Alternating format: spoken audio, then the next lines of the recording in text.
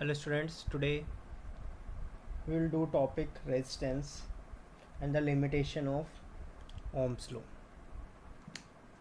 Resistance of a conductor, अगर हम इसको डिफाइन करते हैं तो सिंपल हमारा क्या आएगा, the ratio of potential drop और potential difference to the current flowing through a conductor. यानी कि सिंपल हम क्या लिख सकते हैं, यानी कि हमारी डेफिनेशन कहाँ से आई है, ओम्स लॉ से। आर इज इक्वल टू क्या होगा, वी अपॉन आई। यानी कि the ratio of potential difference to the current flowing through a conductor, उसको हम क्या बोलते हैं, रेजिस्टेंस बोलते हैं। ये आपने 10th क्लास में पढ़ा हुआ है।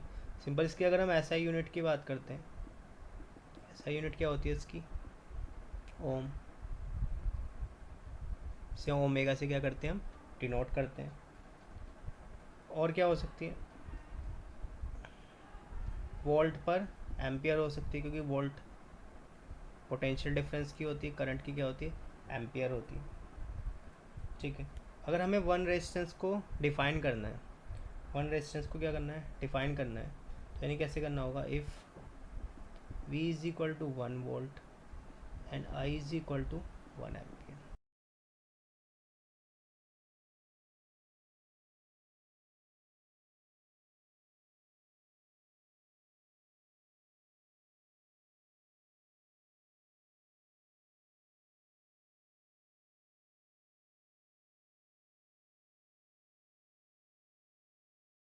If 1 ampere current flow through a conductor when potential difference of 1 volt is applied, then the resistance of the conductor is called 1 ohm। यानी कि जब 1 करंट उसमें फ्लो करेगा, कितना पोटेंशियल डेवलप होगा, 1 वोल्ट, तो उस टाइम जो रेजिस्टेंस होगा कंडक्टर का, उसको हम क्या बोलेंगे, 1 ओम। क्लियर है इतना। यानी कि रेजिस्टेंस को हम कैसे डिफाइन कर सकते हैं, the opposition offered by an ions due to collision. क्योंकि हमारा क्या होता है, इलेक्ट्रॉन्स और आयंस के बीच में क्या होता है, कॉलिजन होता है। उसकी वजह से जो हमारा फ्लो ऑफ इलेक्ट्रॉन्स होता है, उसका क्या करता है, आयंस अपोज करता है। तो इसको हम किस में मेज़र करते हैं, रेजिस्टेंस में। यानी कि जितना ज़्यादा रेजिस्टेंस होगा उतना ज़्यादा उसमें क्या होगा, अपोजिशन होगा हमारा। ठीक है, अगर हम किसी का रेजिस्टेंस अगर 1 ओम है, किसी का रेजिस्टेंस 2 ओम है, इसका मतलब क्या है, अपोजिशन किस में ज़्यादा हो रहा है, 2 ओम में क्या हो रहा है, ज़्यादा हो रहा है। 1/1 ओम में अपोजिशन क्या हो रहा है, कम हो रहा है। फैक्टर अफेक्टिंग रेजिस्टेंस, यानी कौन कौन से फैक्टर्स हमारे रेजिस्टेंस को क्या करते हैं, अफेक्ट करते हैं। तो फर्स्ट तो हमने जो सिंपल देखा था कि हमारा कोई कंडक्टर है, उसकी लेंथ है एल, एरिया ए। हमने 10th क्लास में पढ़ा था, जो रेजिस्टेंस होता है वो डायरेक्टली प्रोपोर्शनल टू होता है एल के। यानी जितनी ज़्यादा लेंथ होगी किसी कंडक्टर की, उतना ज़्यादा उसमें क्या होगा, रेजिस्टेंस होगा। इनवर्सली प्रोपोर्शनल होता है एरिया ऑफ क्रॉस सेक्शन, यानी एरिया ऑफ क्रॉस सेक्शन जितना ज़्यादा होगा उतना अपोजिशन कम होगा, तो यानी रेजिस्टेंस हमारा क्या हो जाएगा, कम हो जाएगा। तो इसको हम करते हैं तो हमारा आता है directly proportional to L upon A. इसको हटाएंगे, यहाँ पे आएगा एक हमारा रो एल अपॉन ए। अब ये क्या होता है हमारा, इसको बोलते हैं रेजिस्टिविटी। ये कांस्टेंट है हमारी किसी पर्टिकुलर मटेरियल के लिए, ये कांस्टेंट वैल्यू होती है। तो इसके डिटेल में भी हम पढ़ेंगे रेजिस्टिविटी को नेक्स्ट टॉपिक में। ठीक है, इतना क्लियर है ना आपको। इसमें सिंपल से न्यूमेरिकल्स देख लेते हैं किस तरह से आते हैं। कि हमारे पास कोई एक कंडक्टर, इसका एरिया ए, लेंथ एल, इसका एरिया ऑफ क्रॉस सेक्शन हमने सेम रखा है, पर लेंथ क्या हो गई, डबल। तो ये पूछता है कि रेजिस्टेंस पे क्या इम्पैक्ट होगा, रेजिस्टेंस कितने टाइम्स हमारा इंक्रीज़ होगा। तो सिंपल अगर मैं इसका रेजिस्टेंस मानता हूँ आर, तो किसकी कुल आएगा, रो एल अपॉन ए। सेम मटेरियल का बना हुआ है, इसलिए दोनों की रेजिस्टिविटी कैसी होगी, सेम होगी। इसका अगर रेजिस्टेंस निकालता हूँ मैं इस वाले का, तो R dash is equal to क्या आएगा हमारा,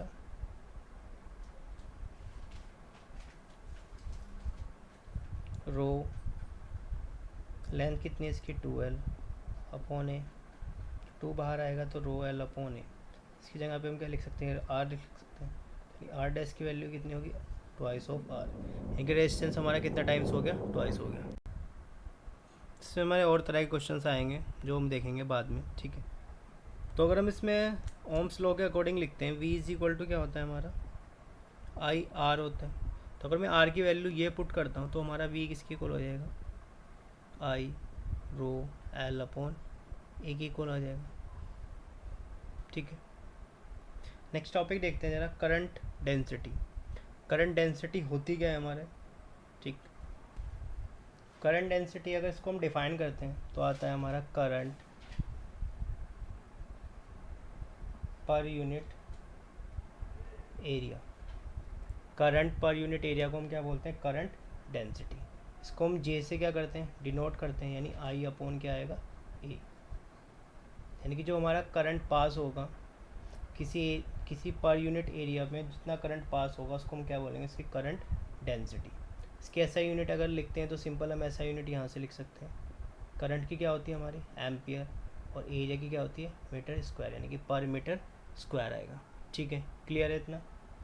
इसके बाद अगर मुझे रिलेशन निकालना है, relation between electric field, current density, और relation between current density and resistivity, तो कैसे निकालेंगे, potential drop across ends of conductor कितना होगा हमारा, V इज इक्वल टू क्या होगा, E इंटू एल, कि हमारा ये कोई कंडक्टर है, इसके अक्रॉस इलेक्ट्रिक फील्ड कितना E, और उसकी लेंथ कितनी है हमारी L। तो इसके अक्रॉस जो पोटेंशियल ड्रॉप होगा वो कितना होगा, E इंटू एल होगा। कोई डाउट है इसमें, नहीं। तो उसके बाद अगर मैं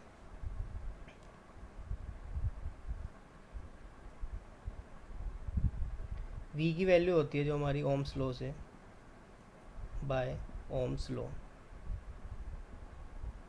V इज इक्वल टू क्या होता है, आई आर। अगर मैं आई की वैल्यू, आर की वैल्यू पुट करता हूँ जो होती है हमारी rho L upon A, since R is equal to क्या होता है, रो एल अपॉन ए होता है, ठीक। तो इस फर्स्ट सेकेंड इक्वेशन को, और मैं अगर फर्स्ट इक्वेशन को देखूँ, दोनों हमारी क्या होगी, इक्वल होगी। दोनों किसके इक्वल है हमारे, V के इक्वल। तो फ्रॉम फर्स्ट एंड सेकेंड क्या होगा हमारा, E L is equal to I rho L upon A. L से एल क्या हो जाएगा हमारा, कैंसिल आउट हो जाएगा। तो E is equal to rho I upon A. I upon A क्या होता है हमारा, करंट डेंसिटी होता है। तो यानी E इज इक्वल टू कितना आएगा हमारा, रो जे आएगा, ठीक। इसकी अगर मैं वेक्टर फॉर्म की बात करूँ तो वेक्टर फॉर्म कैसी होगी हमारी, E vector is equal to, ये तो एक हमारी क्या होती है, स्केलर क्वांटिटी है, और करंट डेंसिटी हमारी कैसी होती है, वेक्टर क्वांटिटी। तो ये इसकी हमारी क्या होगी, वेक्टर फॉर्म होगी। कोई डाउट है यहाँ पे अभी तक, ठीक है। तो इसको हम कैसे लिख सकते हो, J is equal to E upon rho, one upon rho क्या होता है, अभी आएगा हमारा रो, एक कंडक्टिविटी एक टर्म होता है हमारे, जैसे रेजिस्टिविटी होता है ऐसे ही कंडक्टिविटी होता है, और दोनों ही हमारे क्या से रेसिप्रोकल होते हैं, यानी कि one upon rho is equal to क्या होता है, कंडक्टिविटी के इक्वल आएगा, ठीक है, क्लियर है। Drive the relation between current density and resistivity, current density and electric field, कुछ भी पूछ सकता है वो, ठीक है। नेक्स्ट क्वेश्चन, नेक्स्ट देखते हैं हम टॉपिक, लिमिटेशन एंड और the failure of Ohm's law, यानी कि हमारी ओम्स लॉ की लिमिटेशन क्या है। ये क्वेश्चन पूछ रहे हैं हमारे CBSE वाले लास्ट 2 ईयर्स से, किसी अलग अलग डिफरेंट तरीके से। तो देखते जरा ये हमारा होता क्या है। हमने देखा है कि अभी तक जो हमारे बहुत सारे डिवाइसेस होते हैं, ठीक है, वो क्या करते हैं, ओम्स लॉ को क्या करते हैं, फॉलो करते हैं। ओम्स लॉ में क्या होता है, V is directly proportional to I होता है, यानी कि जैसे जैसे हमारा I इंक्रीज़ होगा ऐसे ऐसे हमारा V क्या होगा, इंक्रीज़ होगा, ठीक है। तो कुछ हमारे ऐसे डिवाइस होते हैं, ऐसे मटेरियल्स होते हैं जिसमें हमारा ओम्स लॉ फॉलो नहीं होता है, यानी कि वहाँ पे V is directly proportional to क्या होता है, I नहीं होता है। तो इसमें देखते जरा हमारा जो फर्स्ट केस आता है, फर्स्ट केस में क्या है, पोटेंशियल ड्रॉप में very non linearly with current, यानी कि अगर हम सिंपल पहले ओम्स लॉ का देखें तो ओम्स लॉ का हमारा कुछ इस तरह से ग्राफ आता था, V और I का लीनियर ग्राफ आता था, बिल्कुल स्ट्रेट। पर क्या होता है कि हमारा जो पोटेंशियल ड्रॉप होता है वो करंट के साथ लीनियरली क्या करता है, वेरी नहीं करता है। इसके कई सारे रीज़न्स हो सकते हैं।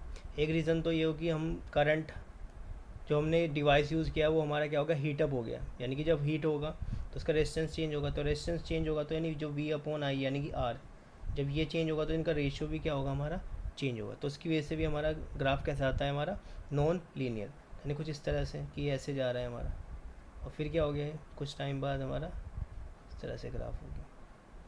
होना तो ऐसे चाहिए था ओम्स लॉ के अकॉर्डिंग, पर ये ग्राफ हमारा कैसा होगा, इस तरह से नॉन लीनियर। ठीक है, क्लियर है ये। फिर हम अगर सेकंड देखते हैं, इसका सेकंड में क्या है हमारा, variation of I with potential drop, potential difference may be depend upon sign of potential drop, यानी कि जो हमारा आई का वेरिएशन है वो पोटेंशियल डिफरेंस के साइन पे भी क्या करता है, डिपेंड करता है। कैसे,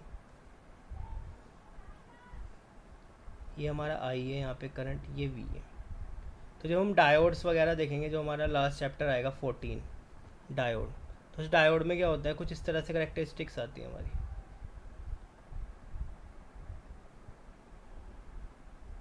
तो अगर आप यहाँ पे देखें, अगर ये मान लो V1 है और ये वैल्यू क्या है हमारी -V1, तो जैसे ही मैं साइन को चेंज करता हूँ, यहाँ पे करंट कुछ और है हमारा, पॉजिटिव है और बहुत ज़्यादा है। यहाँ पे करंट कैसा है हमारा, नेग्लिजिबल है। किस पे, अगर हम साइन हमने यहाँ पे चेंज किया वोल्टेज का, सेम वोल्टेज से साइन चेंज करा, करंट भी हमारा क्या हो गया, चेंज हो गया। तो इस तरह के यहाँ पे भी हमारा ओम्स लॉ क्या होता है, फेल हो जाता है। यहाँ पे ये लिखा, variation of I with potential drop may be depend upon the sign और पोटेंशियल ड्रॉप, यानी कि वी के भी साइन पे डिपेंड करता है हमारा करंट। ये कौन सा हो गया हमारा, डायोड हो गया। थर्ड है हमारा the current may decrease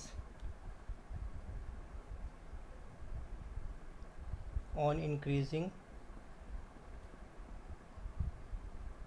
the potential difference, यानी कि अगर मैं पोटेंशियल डिफरेंस को इंक्रीज़ करता हूँ तो करंट हमारा क्या हो सकता है, डिक्रीज़ हो सकता है। इसके कुछ एग्जांपल है हमारा,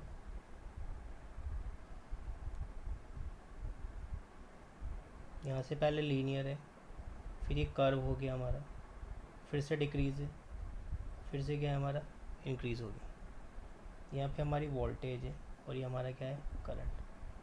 तो एक 14 चैप्टर में पढ़ेंगे हम, एक होता है हमारा गैलियम आर्सेनाइड, ये एक सेमीकंडक्टर है।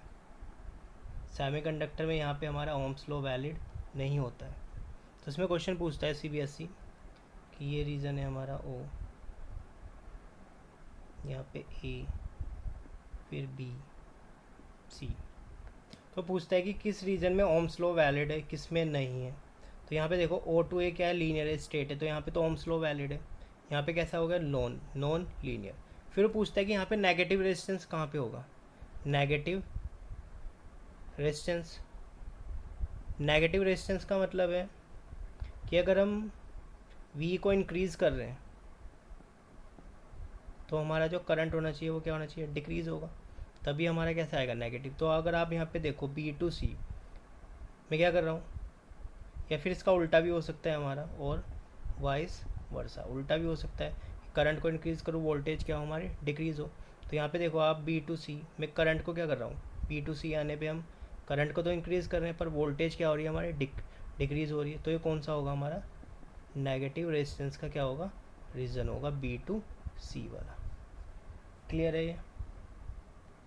फिर और भी ग्राफ आते हैं, इसमें बहुत सारे ग्राफ हैं ऐसे हमारे, इस तरह से भी ग्राफ आता है आई और वी। तो यहाँ पे आप देखो सेम वी के लिए हमारी कितनी सारी वैल्यू आ रही, 1 2 3 करंट की वैल्यू आ रही है, जो पॉसिबल नहीं हमारी ओम्स लॉ के अकॉर्डिंग, क्योंकि किसी एक पर्टिकुलर वोल्टेज के लिए एक पर्टिकुलर वोल्ट करंट ही आएगा हमारा।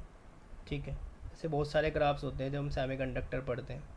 ठीक है, NCERT में तो आपका बस ये गिवन है गैल्शियम आर्सेनाइड वाला, इस पे से CBSE क्वेश्चन पूछता है हमारा। ठीक है, यानी 3 हो गया आपका।